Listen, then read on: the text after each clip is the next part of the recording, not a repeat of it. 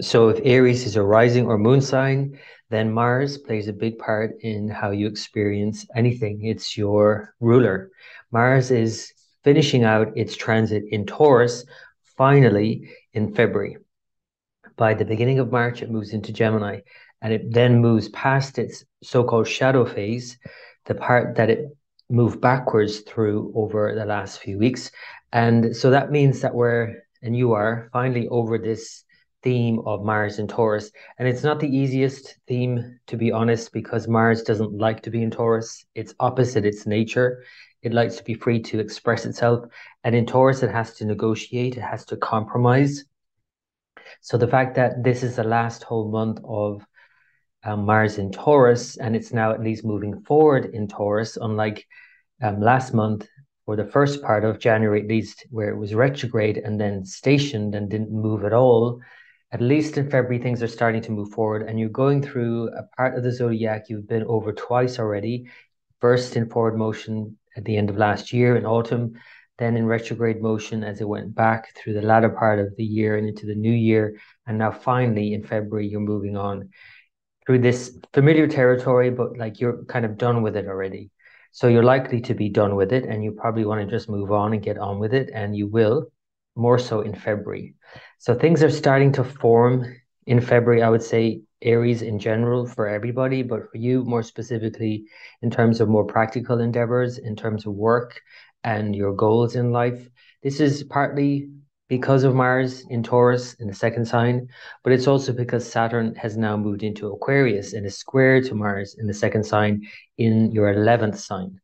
These are two money houses. And so there's a lot of obviously practical considerations here. The fact that your 10th Lord Saturn is now in the 11th sign, really emphasizing your work and gains from work and groups that you work with.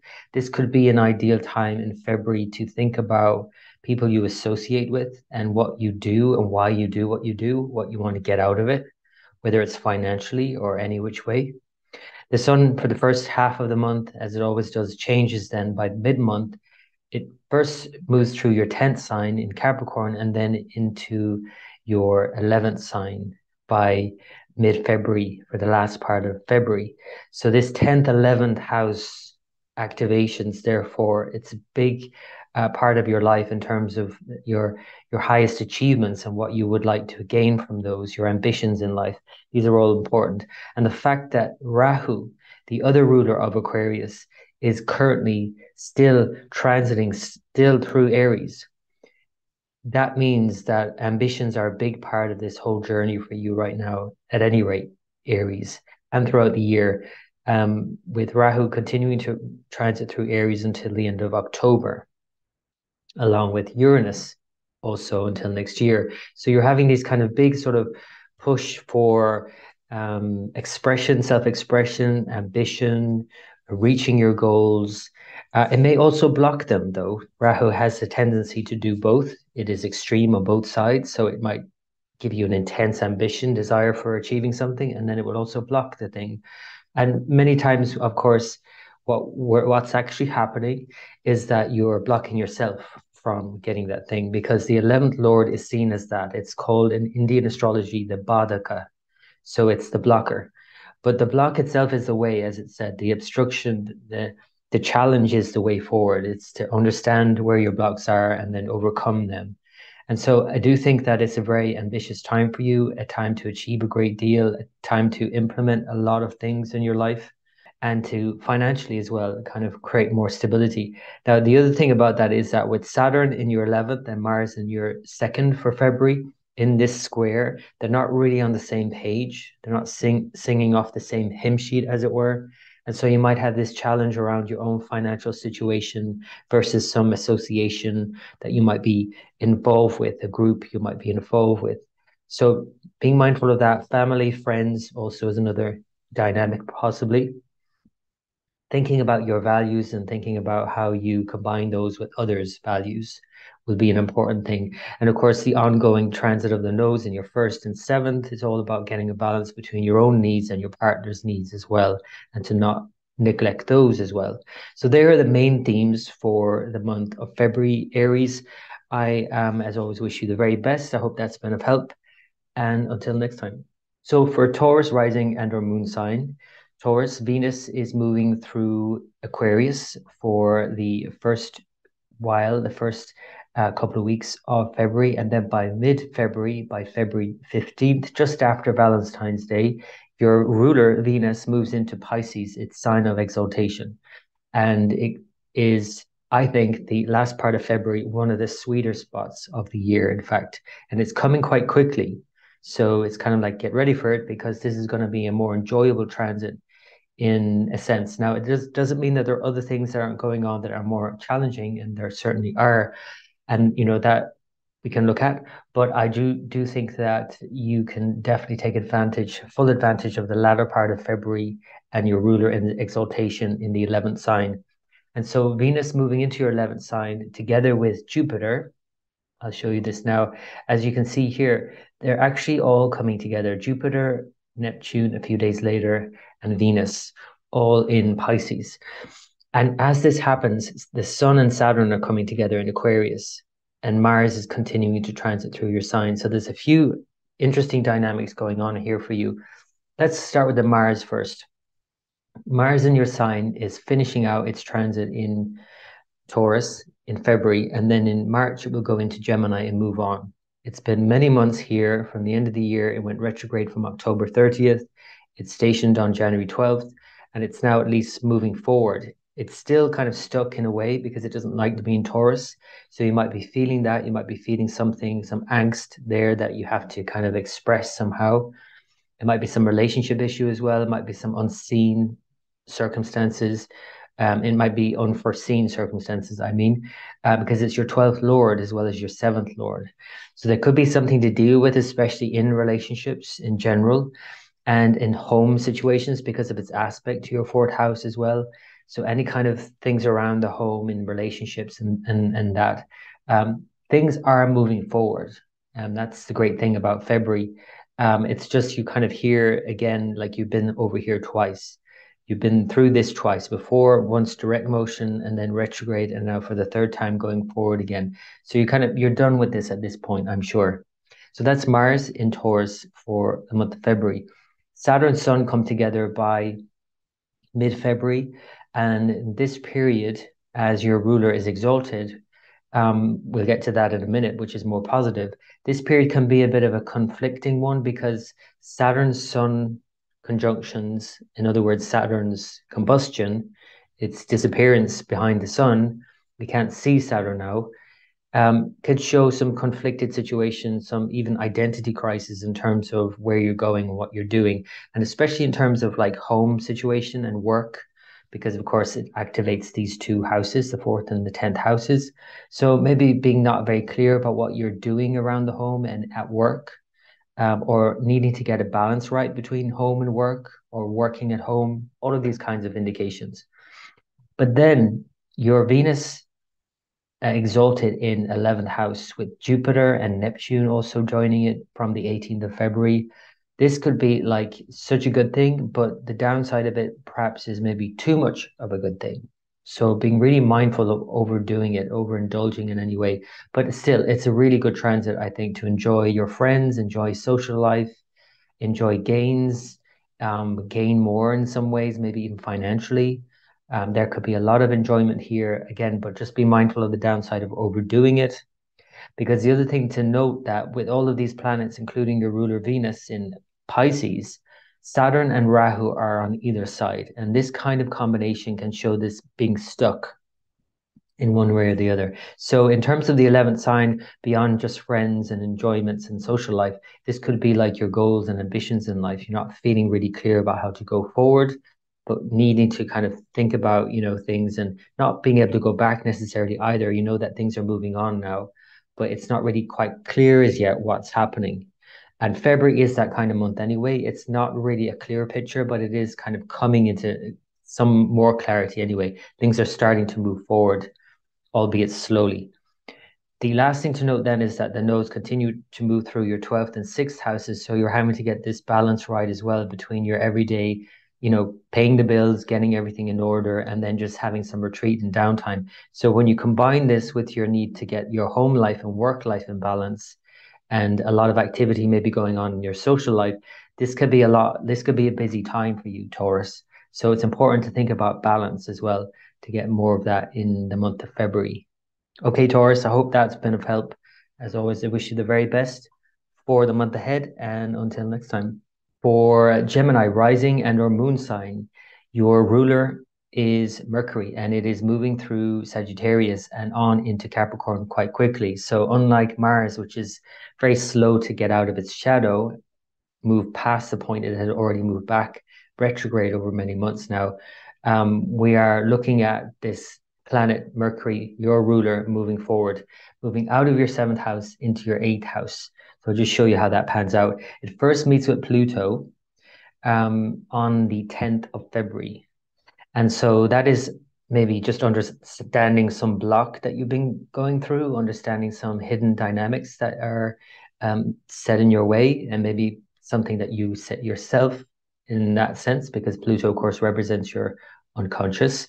So maybe the fact that these are two planets now meeting up in your eighth house, which is also unconscious and hidden, is a good time to kind of clear some blocks that you might have here around expressing yourself and what makes you happy, and understanding the deeper dynamics of what is that makes you happy, but also what is holding you back from being happy. Any kind of home situation, any dynamics around the home, there might be some blocks that you've had to deal with, and you could at this time potentially overcome those blocks when you understand what's holding it back. Because Mercury initially peaked its head in here by the end of last year, but then it stopped moving forward, and then it went retrograde back into your seventh house, and now it's moving forward again into your eighth house. So this is a good time to overcome those blocks that might have been put in place over the holiday period. Again, might be around home life, might be something that was just put on the shelf for a while, and now it's a good time to kind of deal with it. So that's your ruler, Mercury, moving through Capricorn, and then we'll move on then eventually into Aquarius. Mars, like I said, is finishing up its retrograde. So it's last month actually in your 12th house. And this is also good news because Mars doesn't like to be in the 12th house. And it certainly doesn't like to be in the 12th house and Taurus. So for you, Gemini, Mars in the 12th house could be some problem here, some unforeseen circumstance, something holding you back again, and some block here to overcome. But now that it's moving forward, at least things can start to slowly move forward. And by March, it moves into your sign. So get ready for that, Gemini, because you're going to feel a lot more energy as soon as that happens. The other things that are happening is that Venus is in your ninth sign in Aquarius. The sun then will meet with Saturn in your ninth sign as Venus moves into exaltation in your 10th sign. And a few days later on the 18th, then we have Neptune move into your 10th house, and that will be a long time. That's 14 years.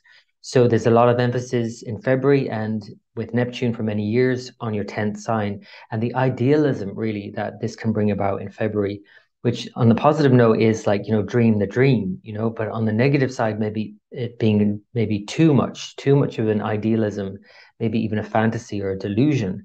And it's important to be mindful of what's what here. At the same time, the fact that Sun and Saturn are coming together at this stage by mid-February, well, this could be a kind of a sense of not being really clear, a sort of maybe identity crisis even, and not being really confident in what you're doing, because the Sun is your third lord, and when it conjuncts with Saturn in your ninth house, you might be just not 100% clear about what's going on and what you believe you need to do at this point. And so be patient with this one because it's a temporary thing with Sun, Saturn. But then as they move on, considering Venus, Jupiter, Neptune in your 10th house, I think this could be a great time to kind of really, again, dream up something really big here and make it practical and make it real in the subsequent years when Saturn then moves into your 10th house. So I do think that this is the time to think big for sure. But again, try not to delude yourself into thinking any kind of too idealistic an approach. So the other thing and the last thing to note are the nodes, which continue to move through your 11th and 5th house. So really emphasis more on the 11th on group activity, which would be really a key focal point moving forward. And because of Mars moving forward in March, again, will bring that more energy into that. And then the South Node in your 5th house, making sure you're not neglecting your own nearest and dearest, and that you're finding more balance in a sense between your own if you have children, for example, versus friends. If you have a creative endeavor that you would like to do, express yourself in that unique way versus how that you interact with the group. There's a balance to achieve always with the nodes. So Gemini, I hope that's been of help. As always, I wish you the very best for the month ahead. And until next time. This is for Cancer rising and our moon sign. So Cancer, you have the sun moving through your 7th sign for the first couple of weeks, and then move into your 8th sign, Aquarius, for the second couple of weeks of February, and join Saturn, which has now settled into Aquarius, your 8th sign. So it really is emphasizing the shift that's going on, that has been going on, but that really goes on in a big way in February between your partner and your partner's resources and family and dynamics between you and your partner, and more intimacy and more joint resources and all of these things. You're having to work some things out here, and you're having to negotiate with the other. In any case, any other, but more specifically your partner or any partner. It could be in business as well, but more so in terms of romantic relationships, especially because 8th house is very much about intimacy, all the things that you share, basically. You're looking at these maybe more objectively now, you're thinking about them. And as the sun joins Aquarius and Saturn place they're in, it's a good time to kind of think about these things and finding a balance between yours and theirs. So the sun, which represents your 2nd sign and family, your finances, your wealth, your values, and Saturn, which represents the other, how they come together. Now, they come together on the 16th. So this is a time that it kind of might come to a head, some issues here, and sometimes that can be some conflict that goes on here between you and your partner, and that's something to be mindful of, or you or any other, really. So Cancer, just be really mindful of that. There are some other transits going on, I think, that are more helpful in that regard, and that's especially Jupiter continues to transit your 9th sign, and Venus joins it also from February 15th. So we have this kind of almost too good a situation going on, really. Neptune will join it by 18th.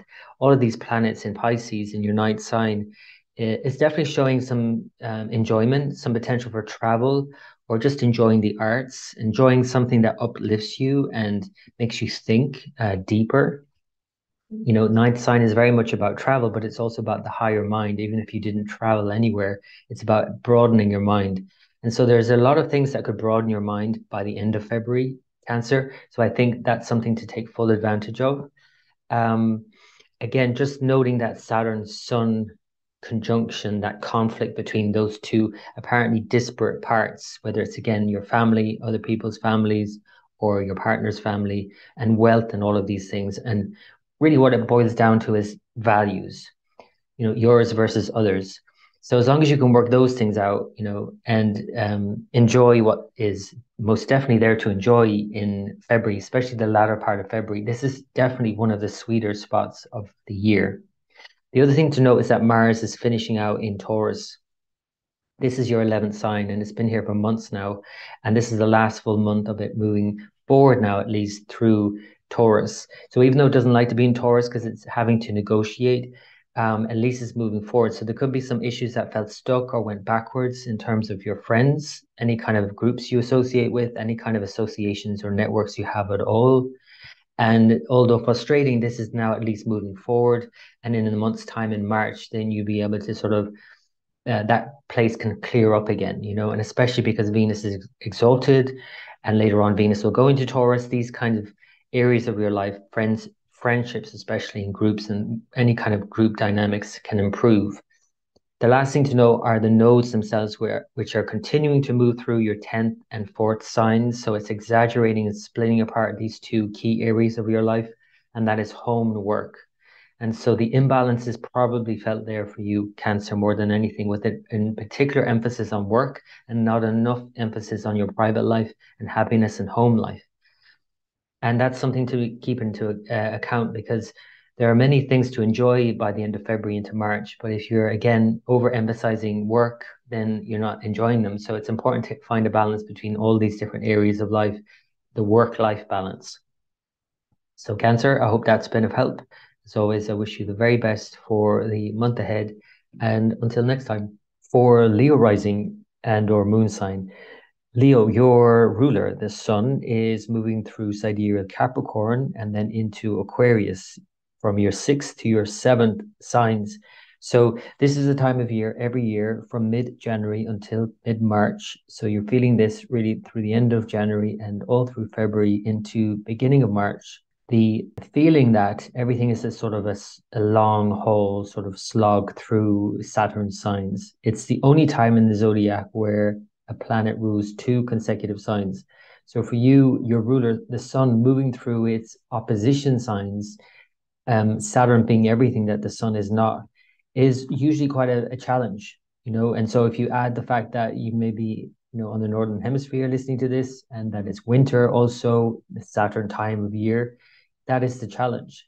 And so when the sun then comes into Aquarius and joins with Saturn, which has just moved into Aquarius, then it is really bringing all these things to bear. So what are those things? Well, it's the journey from 6th to 7th. It's overcoming challenges and dealing with others. It's all about relationships and being more responsible and being able to take a step back and say to yourself, is this appropriate for myself and my partner? Is this appropriate for any other in any instance, in any engagement, actually? And this is where it might challenge you by the 16th of February. Because when your ruler, the sun, comes together with Saturn, this is kind of like a challenge for your, you know, relationship, but also for your own self, in your own confidence in dealing with other people, and in your own self and confidence in just knowing what you're doing and having the trust in what you're doing as well. This might lead to some doubts. You know, at the very extreme end of this configuration, the Saturn sun can show like even an identity crisis. So it's like, what am I doing? You know, this is important to acknowledge by mid-month. It's a brief transit though, so that's more positive, and then things move on, and then Saturn will reappear later on after the sun moves ahead into Pisces. But for now, Saturn is not visible. It's burnt up in the rays of the sun. You might find that your relationships are thus, and although it actually said to burn up the outer signification, so you might see some obvious portrayals of that in your life, it is also said to increase the inner strengths of the planet Saturn. And so again, the more responsible approach, taking the higher road, will be recommended here, but it's probably also what is happening anyway. So that's the main theme, is that you're moving now from the 6th house of challenges of everyday work, and by mid-February, you're moving into this more relational space and all about relationships for the coming month from mid-February to mid-March. Now, other things that are going on are that there are planets gathering in your 8th house. And you can see here, by the time the moon joins all these planets, we have Venus, Jupiter, and Neptune all in Pisces. And so this represents another shift for you. And then as the sun moves in by March, you'll notice this even more.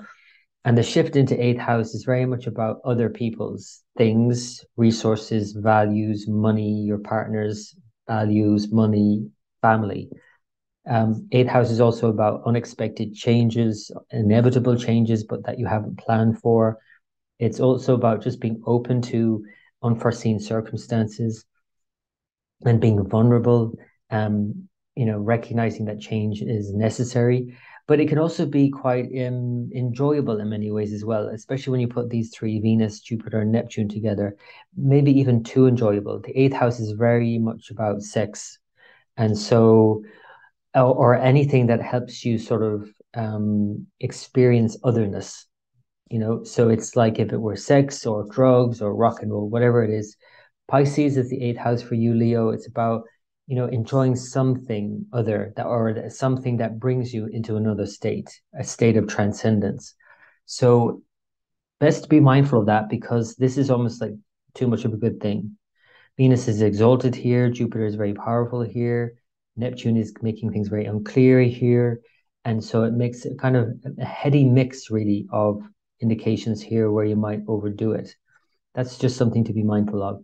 The other key indications here in the month is that Mars is finishing out its transit in Taurus in February, and it's moving forward at last through your 10th house, your very prominent 10th house of career. So for you, Leo, there has been some things that got stuck in recent months because of Mars's retrograde here.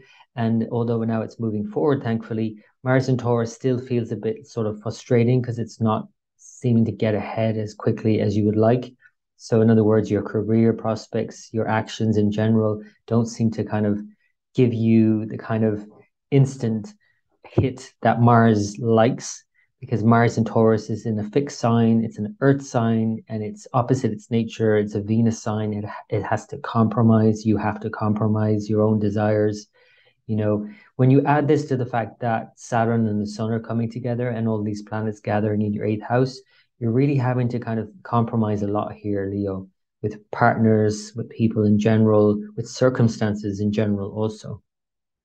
The last thing to say then is that the nodes of the moon, Rahu, Ketu, north and south nodes, are still moving through your ninth and your third house, really emphasizing ninth and possibly neglecting the third. And it's important here that you don't neglect the third, of course, which is all about your confidence and your ability to communicate effectively, and not to overemphasize and therefore maybe also exaggerate and then distort the ninth house, which is about your beliefs. And ninth house is also about anything that gives you that sense of the higher road as well. So taking the higher road, but don't get lost in that either.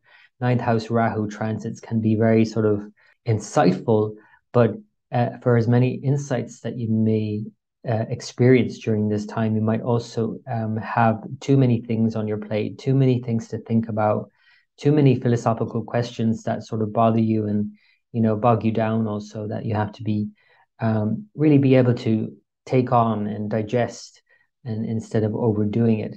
Travel is another indication of the ninth house, as well as study. So these are things that maybe you're thinking about now, but as is always the nature with Rahu, it gives you the want, but it also brings you the block. And so because this is happening in the ninth sign from your sign, Leo, this is called the Badaka in Indian astrology, literally a blocker. So there's some block there in terms of your study and travel, and that will therefore obviously impact, your beliefs and your higher mindedness. So being really mindful of that, and being more balanced, more temperate about this, and thinking about things and think things through more without obsessing about them, I would say. So Leo, hope that's been of help. As always, I wish you the very best for the month ahead. And until next time. For Virgo rising and or moon sign, Virgo, Mercury, your ruler, is finishing out its whole retrograde journey in Sagittarius. It initially peaked into Capricorn by the end of December, then it went back into Sagittarius, and now it's going forward again. And when we see it go forward, a week into the month, we'll see here that it's moved into Capricorn, and it will join Pluto by exact degree then on the 10th. So here we have this indication of you planning ahead, which is what the fifth sign is all about, from the end of last year, then getting stuck on something or on the details perhaps, and then having to go back to the drawing board and go back and figure out, well, what is it I want here? What inspires me? What would make me happy? That's fourth house. Now you're heading back to the fifth house. And so you've figured out, hopefully, what inspires you, what brings you happiness. And now you are moving forward with your plans as Mercury moves forward. It does have to meet with Pluto. So there's this one last hurdle to meet with. Mercury is the last planet to meet Pluto in Capricorn. And so this is a time to uncover anything that is holding you back from planning, achieving what you want. So this is the time, especially leading up to the 8th or the 9th, 10th period, where Mercury conjoins Pluto by exact degree, to be very clear about what holds you back in your thinking, in your planning, in your speculating, and to make sure that you're not sort of anticipating anything that is, you might say, dark with Pluto, but it's really just the unconscious, which could be anything, but it's certainly the potential for that thing to be a block for you getting the thing you want, like your own saboteur, as it were. So once you're aware of it, though, and you unearth it, you see it, you can then also obviously do something about it. And then when you do that, you can do anything you want. The other key indication here is that Saturn has moved into Aquarius. And that's a much better situation now, as Saturn is settling into Aquarius in February. Moved in January, and now in February, you're really getting the sense of, okay, these are the steps it's going to take for me to do what I want. I would like to do this, and I'm planning ahead, and I'm a bit sketchy on the details as yet, but I'm working it out. But now I know I need to do this X, Y, and Z, and I need to follow this plan. And I need to do it day in, day out. It's not going to happen overnight. It's going to be a long journey, but I'm going to make it happen. That's Saturn in the sixth house, and it's suited to the sixth house for that reason. Unlike the fifth house, which is what you've experienced since 2020 up until January 2023, Saturn in the fifth is really like not very inspirational. It kind of can block that inspiration, and you might not have been able to see clearly how to move forward. But now that it's moved out of your fifth into your sixth, it's a better place to put that kind of hard work ethos. Get inspired again, I would say, with the Sun and Mercury all moving through your fifth sign in February. Get inspired and then follow on with what you need to do to get there, with Saturn in your sixth, sort of helping you move along. Overall, a more positive indication for you, Virgo. Absolutely. Jupiter continues to move through your seventh sign. And by the 15th, we have Venus move through into your seventh sign. And that is even more positive. So, and a few days later on the 18th, then Neptune joins them. Now, the only downside of this, having Jupiter and Venus, the primary benefics, the benevolent ones, the kinder planets, the enjoyable planets, especially Venus, in this kind of position of strength in your seventh sign of relationships. This, Virgo, is a great time for that, of course. The downside would be overdoing it, overindulging. But this is certainly a time to connect with your partner, to enjoy their company, or to enjoy anyone's company, to be honest. The only, again, downside is overindulging, overdoing it, and not being clear. You might not be clear. You might have a lot of idealism around a partner. If you don't have a partner, there might be a lot of idealism. Even if you do, you might idealize them. You might romanticize them, and that's not necessarily a positive thing, because you might not be meeting with the person themselves as they are, faults and all that they have. So this is a time to enjoy other people for sure, and to enjoy yourself in general. I think this would be a very positive transit for you. Now, there are some caveats with that. And one of the caveats is that Saturn is on one side and Rahu and Uranus on the other. So between your sixth and eighth house, you have all of these enjoyments there, but it's kind of like maybe enjoying a relationship where you're kind of bunkered down together in the winter. So Saturn and Rahu, either side, especially, there might be some issues that you're dealing with in your life, in your work, in just in general. In your relationship, there might be some issues coming up, but it's kind of like it's forcing you in a way to look at this, but it's also could force you into just being with your partner and enjoying each other's company and not really wanting to deal with anything else. That could be another way it expresses itself. As the nodes continue to transit through your eighth and second sign, there are obviously all of those complexities around dealing with monetary issues, finances, values, families, your family, your partner's family, or any kind of dynamic that kind of plays off each other like that. It could be quite complex because there's an overemphasis on others, other people's values, other people's worth and money, and not enough on your own. There could be some overemphasis on changes that are happening, unexpected changes that are outside of your control, and not enough emphasis on things that you can control. And that's the dichotomy, the opposition there between the nodes in your second and eighth sign, really focusing on what you can control and the stability that you have in your life, versus just solely focusing on the things you cannot do anything about.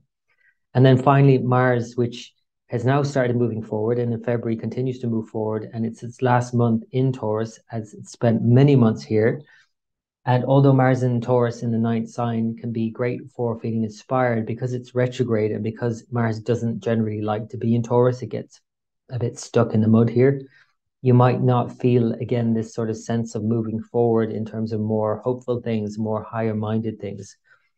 And the fact now that Saturn is coming into a square to Mars in February as well, there might be some sort of conflict within yourself in, again, having to do the day-to-day stuff and all of that it's going to take to get there, and then conflicted with really what gives you more inspiration and what you would like to do, but it's not coming fast enough.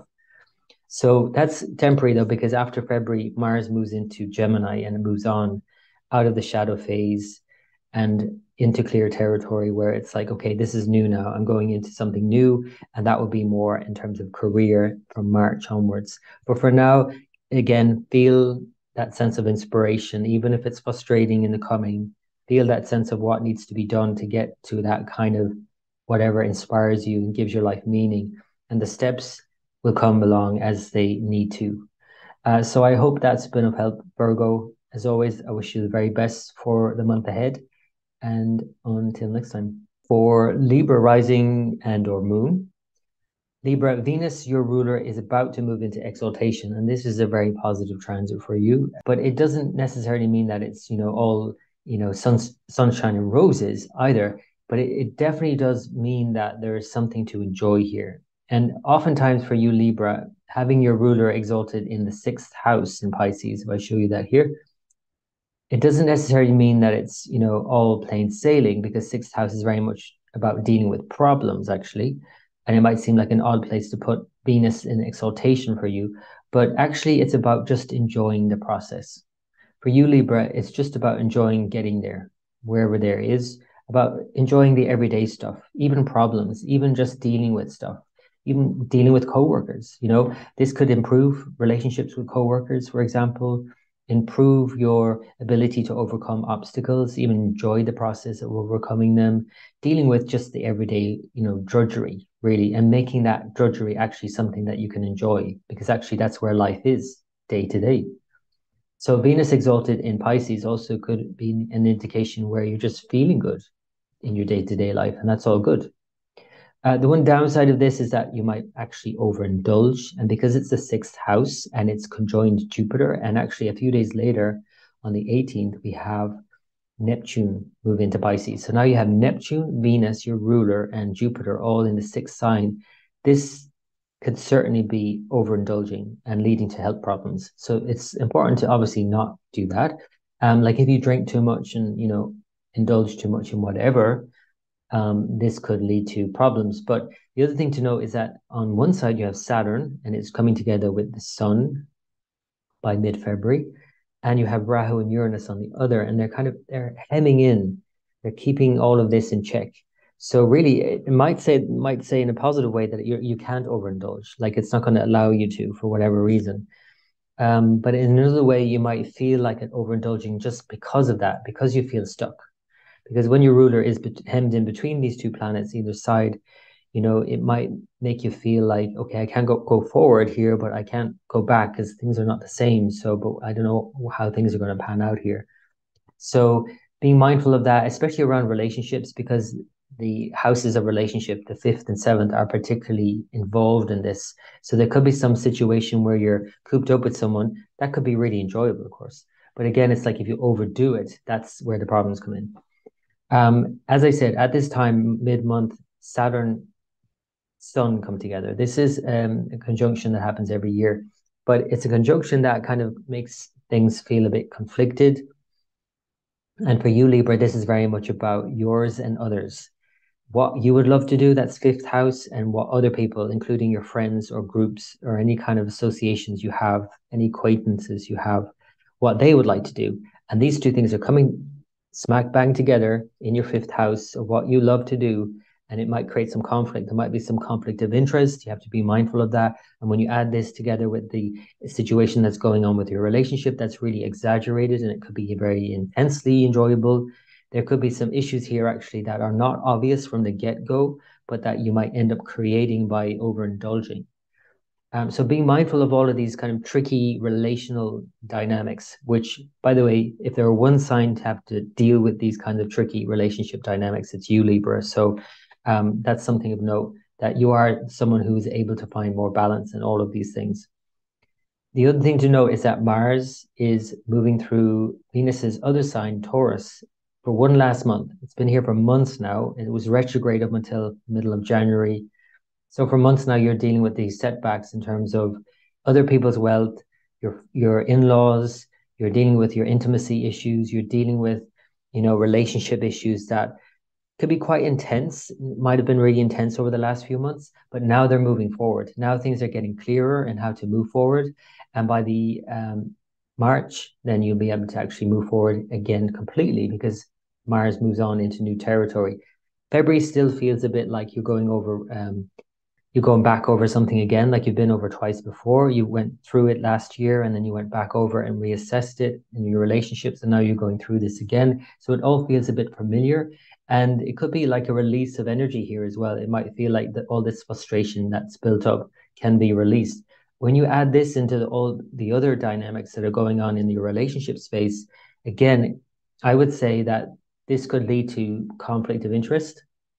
This could lead to indulgence that actually creates a problem, as enjoyable as it might be. And so just to be mindful of temperance, of balance, as is your nature, Libra, and hold on to that, I would say, throughout the month. Okay, I hope that's been of help. As always, I wish you the very best for the month ahead. And until next time. For Scorpio rising and or moon sign, Scorpio, Mars, your ruler, is finishing its transit. It's long transit. It's dragged out transit. It's retrograde transit in your seventh sign. So this is good news, but February is still a sort of like wrapping things up. And February still might feel a bit sort of slow going in many ways, even though Mars is picking up pace and it's, getting moving, but not quickly. But it is at least moving forward now, because it has been retrograde, of course, since the end of October last year until middle of January. And now in February, it's starting to move forward at least and finish up and wrap up some of these issues that you have been dealing with and things that you've put off for the last few months, things that you've had to deal with yourself personally, any kind of challenges you've been dealing with you and your partner, any kind of challenges at all, actually, because it's your sixth lord. So there might have been some challenge here to deal with. And now it's kind of like, okay, things are moving forward at last in February. But again, it's just that it's still having to deal with it and wrap them up in February. But by March, then Mars will move on into new territory, and it's like the next step. And that's why February might feel like, okay, I've been through this before a couple of times. Now it's kind of like, okay, I'm done with this. And it might feel like that. And you want to just get it done. You want to do something. Also, you might feel the need to just blow out some steam. And that's all, Mars in Taurus. Mars doesn't like to be in Taurus generally, but especially for Scorpio, because it's putting all your needs in the other person's hands. It's putting all that drive and energy of Mars in a fixed sign. It's a fixed sign, but it's an earth sign as well. And it gets stuck in the mud here. And you're having to compromise when you don't really want to compromise. And you're having to do what other people want, not what you want. So it just creates this kind of conflict within yourself that is worth just being a little bit more patient with, because it's been there for months now. So you've just got a few more weeks to do with this. And you will get over it and you'll move on in March. So that's the main piece of February for you, Scorpio. Of course, your other ruler, which is the south node of the moon, Ketu, is continuing to transit through Venus's other sign, Libra. And this is the 12th sign. So you're having to, again, it's this sense of having to give over to someone else, having to kind of surrender something, even if it weren't for a person. You're not getting what you want necessarily straight off the bat. So this is having to kind of give something, release something, surrender something, allow something to be, instead of kind of your usual sort of gung-ho-ness and getting something and going for it. At the same time, opposite, the North Node continues through your sixth house, Mars' sign Aries. Sixth house is very much about dealing with problems, and that this might exaggerate problems and could also certainly distort problems in your own mind. And you might be obsessing about problems when really it's all about, finding a balance between doing what you need to do and overcoming them problems, any shortcomings, any addictions, any bad habits, while also just letting yourself be and letting it be and just surrendering and letting go and switching off for a while.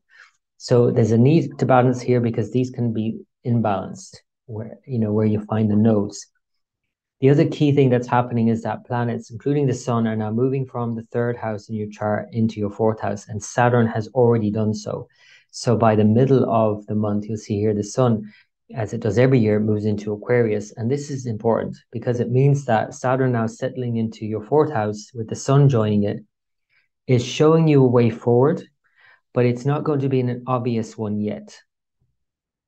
February is not really that obvious a month anyway. It's sort of like slowly coming into focus, but it's not quite there.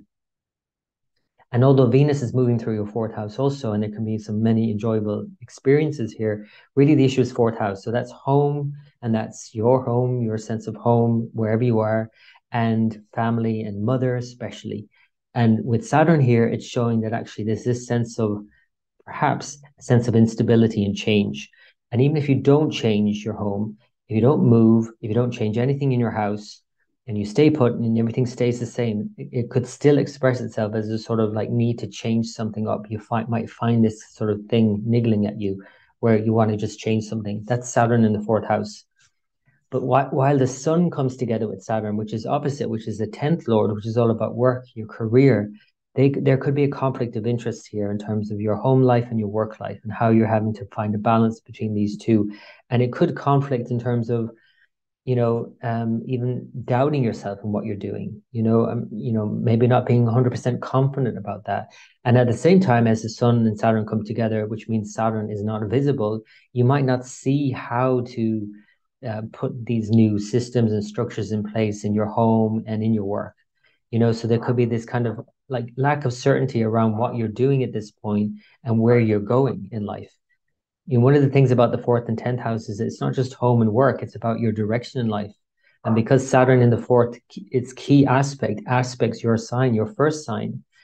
And also, as I mentioned, the Mars in your seventh sign, all of the key areas of your life are being impacted. So you just might not be very clear about where you're going at this point. The self, the home, the relationships, the career, first, fourth, seventh, 10th, all being impacted in this way, in a very big way. Could show the changes that are having to be made now, but not a lot of clarity around them. So I'm going to show you then Venus, because Venus moves forward on the 15th, just the day after Valentine's. A few days later, then Neptune moves in. Now we have an interesting situation and really a sweet spot in the month for you. And for everybody, I would say, and most people, but for you, Scorpio, especially because it's your fifth sign. Fifth sign is about enjoyment, is about fun. Venus is exalted in Pisces. Jupiter rules Pisces. Neptune is said to rule Pisces in modern astrology. They're all very much at home here. They know what it's all about. They like it here. This could be very enjoyable indeed, because it's the fifth sign of enjoyment, of fun. But the downside of this is that you are overindulging. You're overdoing it because of the other issues that are going on. Because if you see that Saturn is on one side and Rahu on the other, so whatever's going on in your home life and in work, whatever challenges you're having to deal with, this could be kind of forcing an issue here and maybe even forcing you into indulging, or it might feel like that. You just want to have some release.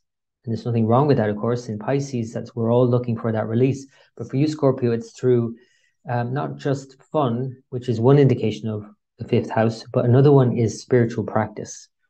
So however you go about it, whether it's romantic fun, whether it's, indulgent, whether it's spiritual indulgence, also you might say even spiritual bypassing, there's a need here to sort of experience that because of these other pressurized environments that are, obviously in one way they're still there, but they're kind of being released in many other ways, with Mars especially moving forward. But this sandwich between Saturn and Rahu is one to be enjoyed, but to be mindful of overdoing it. So Scorpio, I hope that's been of help. As always, I wish you the very best for the month ahead, and until next time. For Sagittarius rising and or moon sign, Sagittarius, Jupiter, your ruler, is, although in Pisces and a strong position in your fourth house and home and happiness and direction in life, you're feeling this sense of connection to something greater than you, even something more meaningful. There is a snag here, and that snag is that Saturn moving into Aquarius means that you have Saturn on one side and Rahu on the other side of Jupiter. So what it might feel like in actual fact is that you're in a way forced to enjoy yourself at home, because there are these situations that are kind of, you don't know how to go forward, and then you can't go back. It's not possible to go back at this point. So you're kind of stuck in this situation. Now, there's absolutely nothing wrong with being stuck in a nice situation at home. That's Jupiter in the fourth house with these two, Saturn and Rahu either side. But again, if it's feeling like stuck, then that's something to be mindful of, because what's going to happen later on in the month, you see here, Venus goes into exaltation in your fourth house, Pisces. A few days later, on the 18th of February, Neptune moves in and will stay in for the next 14 years.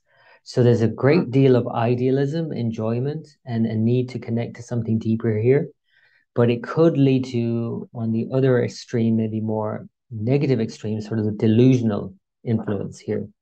So it's important to remain clear about what your objectives are in terms of what makes you happy in your home life, in terms of your actual physical home as well. Be very clear about that, and not to overindulge anything. But generally, and on the positive, having all of these benefics, Venus and Jupiter, together in your fourth house, there's just a lot of potential here for you to enjoy yourself.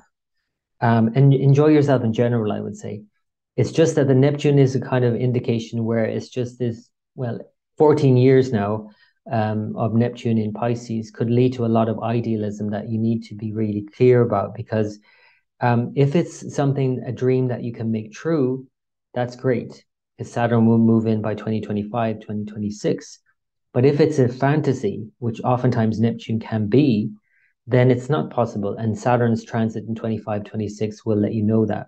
So this is the start of something, in other words, in February 2023, Sagittarius, for you to get clear about it and not to kind of trip out on some sort of fantasy, because that itself, that tripping out on a fantasy and idealism is actually a way of copping out. And then you can't actually make it happen. In other words, keep it real, but also enjoy it. There's lots to enjoy here. The other thing to say is that at this time, after the 14th, around the 14th of February, we have Sun and Saturn come together by exact degree a day after that. And so we have Saturn Sun conjoined every year. But when they do, and in your third house, it means that they're coming together opposite the Sun's nature. So the Sun is challenged here in many ways, even though Saturn is also, because Saturn is combust, it's not visible. So we can't see Saturn, and you might not be able to see Saturn now, and therefore you might not be able to see how you can go about making some things happen here financially in terms of your effort that is required to, do what you need to do. That's third sign. And Sun itself, which is in your third sign and ruling your ninth sign, all about travel and something more hopeful, something more optimistic, something more meaningful. And that itself then can be challenged, and you might doubt yourself at this point. So Sagittarius, this is temporary. Wait for it to just pan out. Sun will move on into Pisces by mid-March, leaving Saturn in its third house, where it's really a very positive position for Saturn, because it's all about, you being very clear and detached really about the steps it's going to take for you to get what you want to get, and just to do it, not to think about it, just do it. And that might not sound like a Saturn kind of just do it. That sounds like Mars, but third house is all related to Mars. So Saturn in the third house behaves in a way like Mars. And so it is a good time to just do it and just knuckle down and get on with it. It takes longer, of course, for Saturn to do anything than Mars, but it's still going to do it.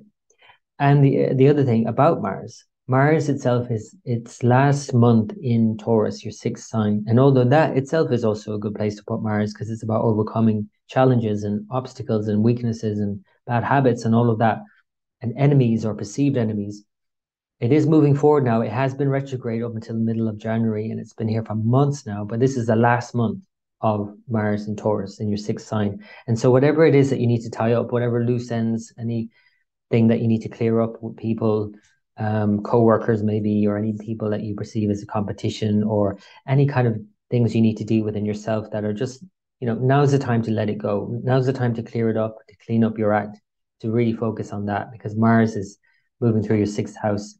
And though it can feel stuck in the mud sometimes in Taurus, in a fixed sign, in an earth sign, it's not as free as it like to, Mars's energy. And so your energy might not be fully there yet, but you can do it. You can do it. Just stick with it. It's the last month of Mars here.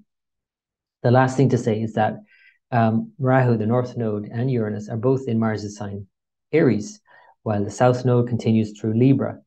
And so this is, again, about finding the balance, as I'll remind you every month now until the end of October as they transit through these signs. It's about finding a balance between what you would love to do and what other people would like to do, and your earning capabilities. The issue with this is finding that you're actually a lot of imbalances here, where you might be overly focusing on enjoying yourself, fifth house, and not focusing on earning, 11th house. You might be overly focusing on your children and not on friends, 11th house.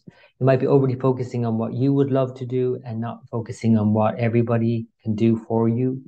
When you think about how connected you are to a network, a group of people, an association of some kind, or even just acquaintances. These are people who really can help you get what you want. But if you're not focusing on them at all and what they want, then, and only focusing on what you want, which is Rahu in the fifth house, that actually can block you getting what you want. And that's the thing about Rahu. It always brings the want, but also the block.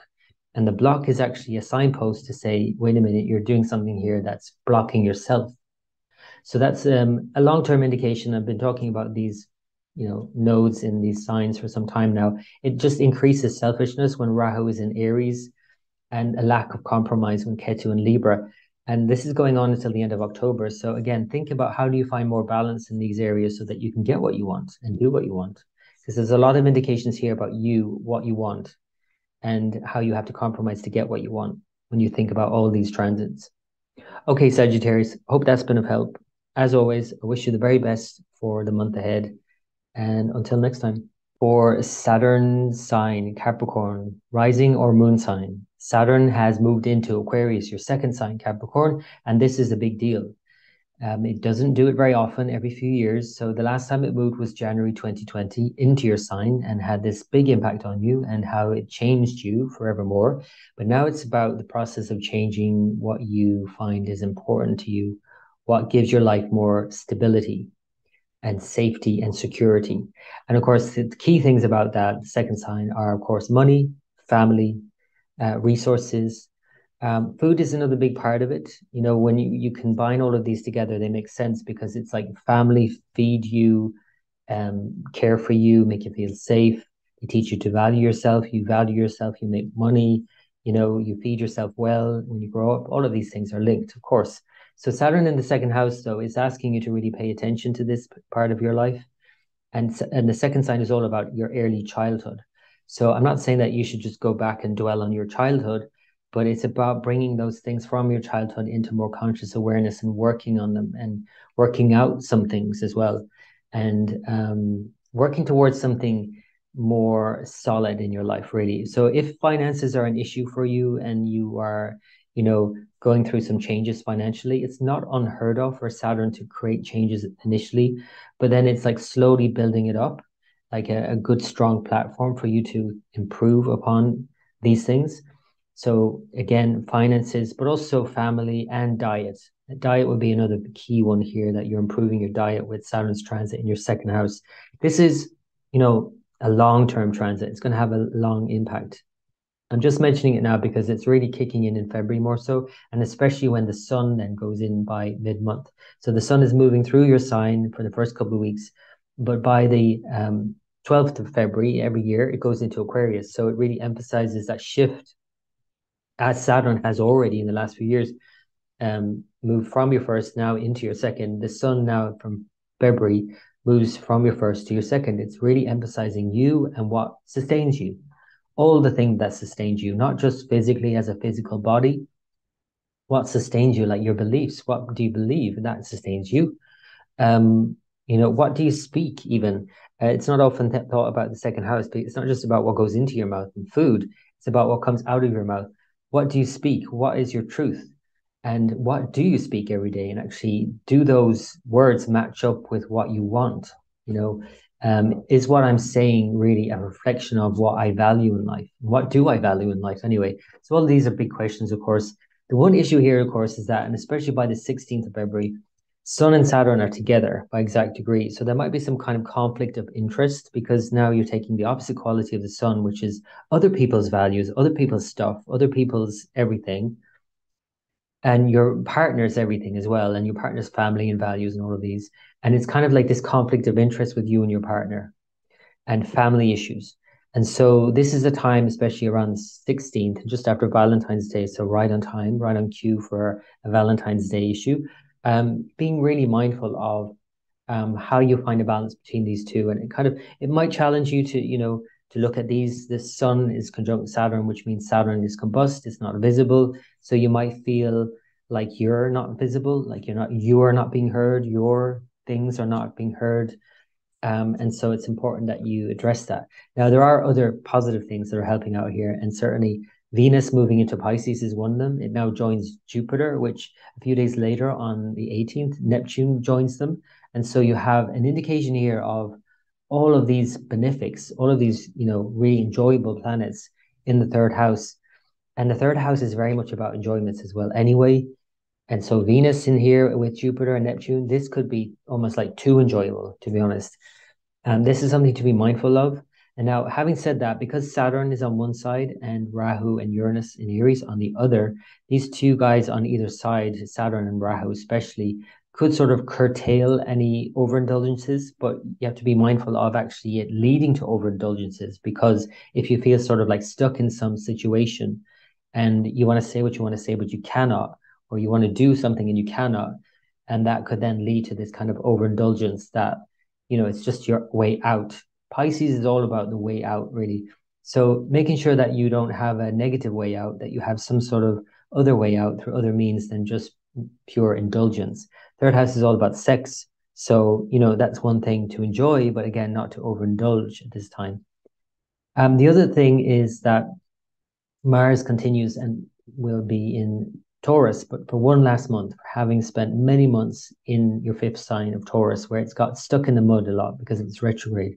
And the fifth house is very much about you planning ahead for the future and taking the steps you need to get there. And so a little bit more patience is required now in February, because even though it's moving forward, it's kind of like slowly trudging out and going through this whole thing again and tying up loose ends in your fifth house. So any kind of children issues, there's something to be worked out there finally in February. Any kind of planning ahead, any kind of anything you're planning for the future, any kind of envisioning something for your future. This is sort of last sort of trek through here, slow trek through here before Saturn makes it out by, Mars makes it out by March. So being mindful of that, being patient, as of course with Mars in Taurus means Saturn is in a square in Aquarius. So there might be this, again, another kind of conflict of interest, really, between what, you need to do and what you would like to do. So the other thing to say, and the last thing to say, is that the nodes, of course, continue to transit through your fourth and 10th house. This is ongoing until the end of October, actually. But this is a big theme and a big split, really, and a bit of an imbalance when you have the nodes in signs, and it's overemphasizing the home life and de-emphasizing career and actions that need to be taken, that if you were to take the actions, they could actually lead to better situations in your home as well. So you have to obviously look at this as a need to find a balance between your home life and your work life, your private and public life. And that's an ongoing indication, again, like I said, till the end of October. Okay, Capricorn, I hope that's been of help. As always, I wish you the very best for the month ahead. And until next time. For Aquarius rising and or moon sign, Aquarius, Saturn, your ruler, has now settled into your sign since the end of January. Now in February, you're going to feel that more. And that means that you can start to build a really great platform for yourself moving forward. Saturn transiting your first house really promotes yourself and your work. And although February is a bit slow going and it's going to take a while to get, to get moving, that's largely to do with your 10th Lord Mars in your fourth house in Taurus. And this is in a square to your ruler Saturn. So although there's some sort of complexity here in February in you getting ahead and moving ahead with your plans in your career and how that's impacting your home life as well, it is moving forward. At least Mars is now moving forward. It's stationed direct in the middle of January. It's now moving forward in February, and by March it will be finished with your fourth house and then into your fifth house, and you can really start planning ahead in March. In February, there's a lot to still sort of be patient with, Aquarius, around family matters and work matters. And again, this kind of square between Mars and Saturn is a sense of like conflicting impulses going on here at the same time. There's something that you want to build now for yourself, to make a name for yourself even, but then there's having to negotiate with the powers that be, perhaps. And added to that, if I bring it forward a couple of weeks into the month, you'll see here that by the 16th, we have a key few changes going on here. And that is when Saturn and the Sun come together in your first house. So your ruler Saturn conjunct the Sun means it's combust. And so you might, by the middle of February, feel a bit burnt out. That's literally what combustion can feel like, and you might feel wiped in one way. But in another way, that it increases, it strengthens the inner significations and clarity of your purpose and sense of where you're going as well. That it can really highlight that sense of what you need to do moving forward. It just might not give you the sort of tools or the ability to see clearly how to move forward now in terms of these plans you have for yourself, your relationships, your career, and these things. And for your own self personally, you've had Saturn now for 3 years, from January 2020 to January 2023, really ask you to finish something in your life. And it's not going to happen overnight that you start this new thing, right? So it's going to take some time for that to become clear. And February is, again, even though things are moving forward and you are getting clear, it's getting clear. You're not clear as yet completely. But of course, by March, Sun moves into Pisces. By mid-March, Mars will have moved on into Gemini. The ruler Saturn is really settling in at that point and will further move in the sign Aquarius, the lunar mansions. And so it will really settle into progressing things even in a bigger way in March. So patience, I think, is needed for you, Aquarius, in February. Now, there are other things going on that are more enjoyable and certainly to take full advantage of. Whatever's going on in your home life and work and whatever frustrations you might feel at home, there's certainly things to enjoy in February, and especially from mid-February onwards, as from the 15th of February, Venus goes into Pisces. This is where it's exalted. And then a few days later, on the 18th, Neptune moves into Pisces. So really, this Pisces transit of Venus, Jupiter, and Neptune is, if anything, too much of a good thing. And that's something to be mindful of, especially in terms of your diet. Any kind of overindulgence would be something to be mindful of, because as these planets gather in Pisces in a very strong position and a very enjoyable indication for many nice things, they are in between Saturn and Rahu. So Saturn in your sign and then Rahu in your third sign. And so there's a need to really pay attention to this kind of overindulgence in any kind of sensual indulgence at all, because of a sense of feeling stuck or something, or a sense of frustration there that might spill out in this kind of way, and you might overindulge in terms of food or drink or whatever it might be.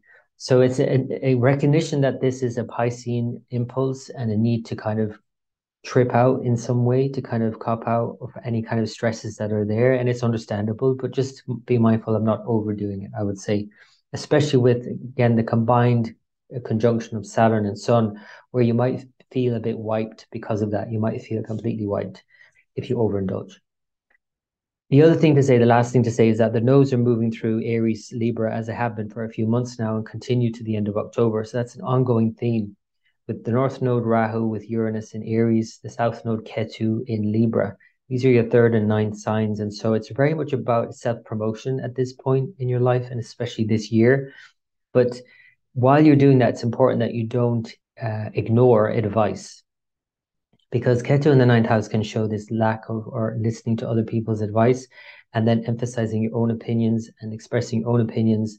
And though you need to express your own opinions at this time with Rahu in the third, and you need to make some effort and build your confidence, it's important that you find a balance between that and what other people want to advise you along the way, who are just more knowledgeable about whatever you're trying out at this stage. Because I do feel, Aquarius, that there's something new you're trying out, or you're stepping onto a new platform here and developing yourself in other ways, in more serious long-term ways.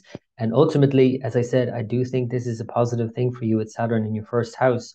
And this is a time to build something in your life. So Aquarius, hope that's been of help. As always, I wish you the very best for the month ahead. And until next time. For Pisces rising and or moon sign, Pisces, your ruler Jupiter is in Pisces. It's in your sign. It's moving through your sign. And though that sounds great, and it is in many ways, it should at least give you a new sense of possibility, a breath of fresh air in many ways. There is some caveats here.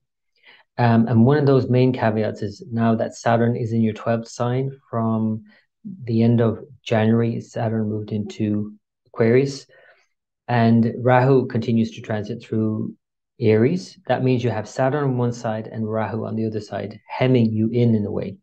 And this is important to recognize any kind of sense of stress around these issues, 2nd and 12th sign. Second and 12th sign have a lot to do with wealth, money in, money out.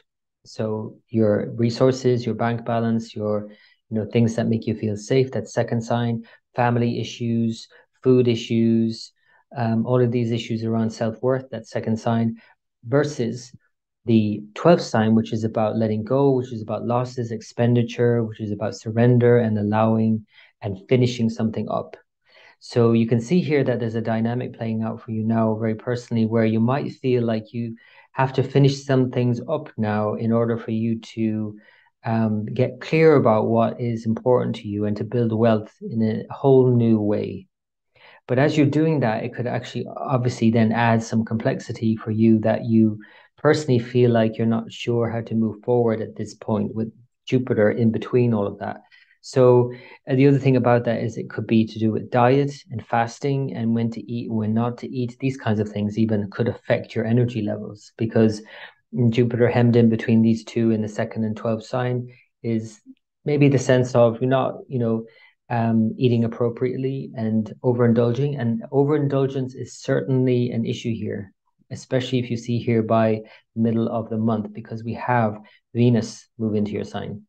So Venus is going to move into your sign on the 15th, and then a few days later on the 18th, Neptune moves in.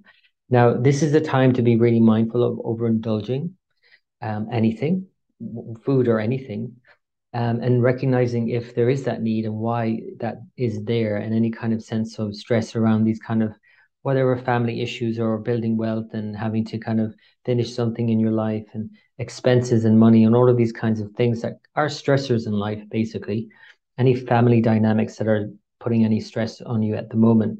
It's important to recognize if you feel the need to check out in some way and to just enjoy yourself. And nothing wrong with that, again, but it's just highlighting the pitfalls of this and maybe overindulgence. Now that Venus is in your sign, though, it is, an enjoyable, it's an exalted Venus. It's an enjoyable transit in many ways. But it's, again, the issue here is indulgence because of its rulership of the 3rd and the 8th for you. So for you Pisces, I would say just not to overdo it. And then Neptune coming in, and it will be here for 14 years. So February sees Neptune ingress into Pisces for the next 14 years. That's a big deal. That's like a new you. This is like dreaming up a new you, Pisces. And in order for you to dream up a new you, of course, you have to really think big. You have to think in a very idealistic way in many ways. But it's important that you don't become delusional.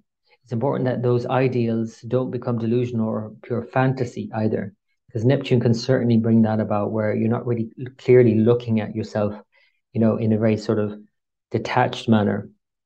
Saturn can bring that, of course, in due course as it moves into Pisces 2025, 26. But in the meantime, just considering these things and these more enjoyable transits and thinking about enjoyment, itself, and the conflict between enjoyment and meaning and purpose.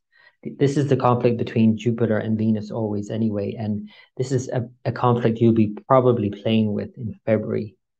As there are things to enjoy for sure, but then there are more meaningful pursuits in life that you would want to do as well.